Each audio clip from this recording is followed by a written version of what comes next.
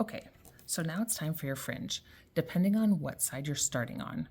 So for your earrings, it seems like the person starts on this side, and what they do is they take two of every color. So they start with the brown, they take two brown, then they take, basically you're going in this order. So two brown, two dark red, two light red, and then two orange. But for me, orange is white. So it's going to be a little bit tricky. So yeah. So for me, I used white for orange. And then they don't take two for the white one. What they do is they change the pattern a little bit and they take four. So I'm going to be using these blue ones to be the white ones in this case. So 1, 2, 3, 4. And then for every row, so I'm going to pull it out so you can see. So 1, 2, 3, 4. And then for every row, for these colors, you add 1. So there'll be 3 brown, 3 red, 3 dark red, etc. And then there'll be 4, and then 5 and 6. But for the white, they add 2 each time. So there's 4 at the beginning, and then there's going to be 6, and then 8, and then 10, etc. And then to finish it off, what the person does is they take 3. For you, it's brown, but for me, it's black. 1, 2, 3. And what you do is those last 3, you don't go through them again.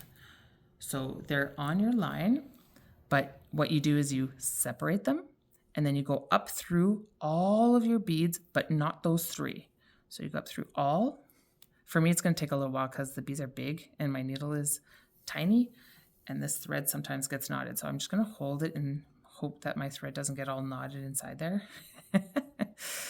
There we go. And then what that does with the last 3 is it makes like a little like flower. 2 go on one side and 1 goes on the bottom. Sometimes you have to place it at first, but then it'll do its thing. So I'm just going to go up the rest of the beads. And then what you want to do is go up your base 2 beads. So up all the way, those 2 first ones. For me, the needle's too tiny. I'm going to just, there we go. And then I have to pull really gently. You probably won't have to pull so gently, but this thread loves making knots. There we go. And then you just pull on the bottom here, and it should. There we go. There you go. And then these guys will come and they'll make that like little flower kind of pattern thing like that. Then you want to start your next fringe. So you go down the next 2 white ones like this. And like I said, instead of being 2 of each color, now it'll be 3 of each color. So they do 3 brown, 1, 2, 3, and then 3 red, 1, 2, 3. And then for you, it's 3 dark red, but for me, it's yellow, 1, 2, 3. And then for you, it's orange, and for me, it's white, 1, 2, 3. And then for you, it's white, but for me, it's these blue ones, and they go up by 2. So here there's 4, so now there'll be 6. 1, 2, 3, 4, 5, 6. Oh, 6. There we go.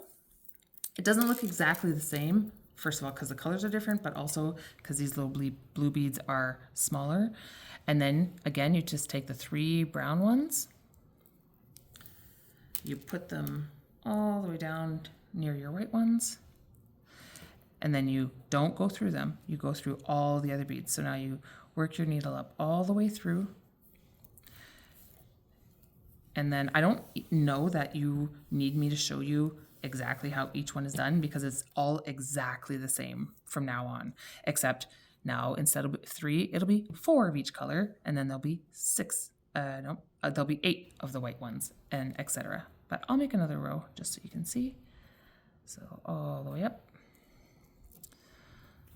For me, I have to do it gently because, like I said, this thread loves making knots. Boom. All the way up, and make sure you go through each of the beads, otherwise your thread will show. I had that happen and I had to restart. It was not great. So not just through the beads, but you also have to go back up through, oops.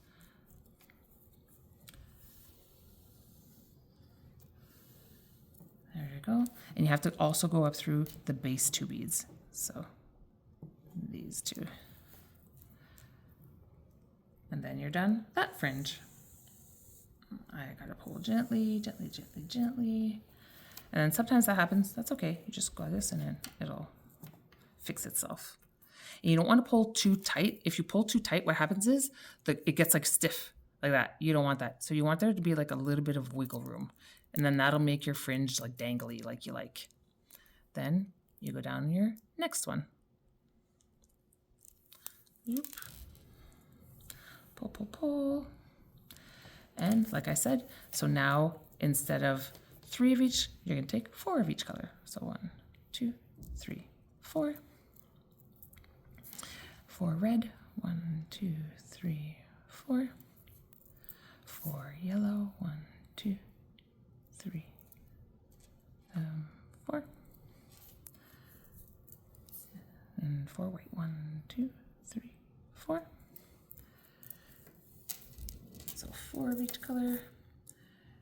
And then since I had 6 here, now I'll add 8. 1, 2, 3, 4, 5, 6, 7, 8. And now you can make these numbers whatever numbers you want, but if you want them to match the earring that you showed me, this is what you need to do. And then you take your 3 brown ones. For me, they're black. And then you do the same exact thing. So you put them down there, but you don't go through them. You go through all the other beads instead. Like this. And for me, it's just going to take long because it's a longer line. So, and you'll notice that it'll get longer and longer as you go. That's normal because you're adding more and more beads every time you go. And so by the time you're at the end here, you should have, let's see, so there's 2 in this one, 3, 4, 5, 6, 7, 8, 9, 10. So there'll be 10 of each color. And then there, for the white ones, there was 4, 6, 8. So 4, 6, 8, 10, 12, 14, 16, 18. There'll be 20 white ones. And then those same 3 brown ones. So I don't know that you need me to show you like every single row. It'll be really long with these big beads. If you do need me to show you, I certainly can do that, but you're doing the exact same thing. Adding all the beads and then the last 3, and then you just don't go through the last 3, and then you go all the way back up, all the beads. Like this. And then up through the top and go through your base ones and then go down through the next base. And then how do you finish that? So let's say that this was the last row. It's not the last row, but let's say if it was. Oh geez, I'm gonna make a knot here. That can happen if your thread gets tangled in your fringe. Don't let that happen. As soon as you notice, take the fringe out. Sometimes while I'm beading, I will like hold the fringe that I'm not working on like this aside so that it doesn't get tangled in the cord because it makes a mess of itself. It gets like all knotted if that happens, but it is fixable. So there we go. Let me just pull this like this. There we go. Like I said, you don't want to pull too tight because it'll get all stiff and then that won't be nice. So you let it have a little, I call it breathing room, wiggle room, and then it'll be nice and dangly. So once you're at your last row, you'll have some thread. So what you'll do is exactly what I said to do earlier with the top part is you're going to thread it through. So like you will go up in your earring a little bit. And now they're really tight because I was pulling really, really tight. Up through some beads and then you'll go down through the next beads like that. And that's just going to create tension. If you want to tie a knot, you can, but I don't like putting knots because I don't like the knots to show.